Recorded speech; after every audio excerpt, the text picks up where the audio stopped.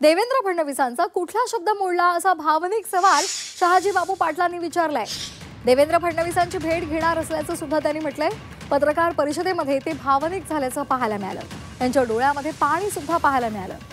लोकसभेला मृत्यूच्या दारात असताना भाजपच्या उमेदवाराचा प्रचार करून 15,000चं मताधिक्य दिलं आणि याचं फळ म्हणून मला सांगोल्यामध्ये एकटं पाडलं का असा सवाल माजी आमदार शहाजी बापू पाटलांनी केलाय। सांगोला नगरपालिका निवडणुकीमध्ये शिवसेनेला वगळून भाजपनं इतर सर्व पक्षांना एकत्र केलं, त्यामुळे शहाजी बापू पाटील नाराज आहेत। सांगोल्यामध्ये जे घडलं त्याचा विचार मुख्यमंत्री देवेंद्र फडणवीसांनी करावा।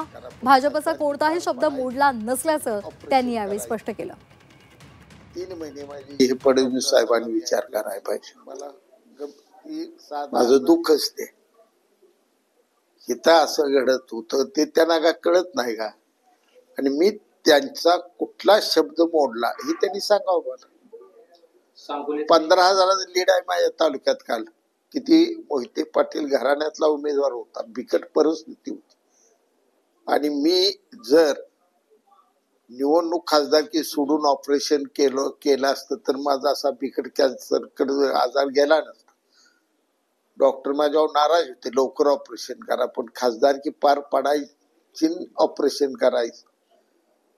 3 महिने माझी डॉक्टरचा सल्ला मी ऐकला नाही। मला ती साधा आजार गंभीर वाटला, पण रणजित निंबाळकरांसाठी किंवा आपले कर्तव्य आहे, मित्र पक्षाचा उमेदवार आहे, मी माझा जीव स्वापणाला लावून विचार केला नाही। जाऊ द्या, मला काय ते वाईट वाटायचं कारण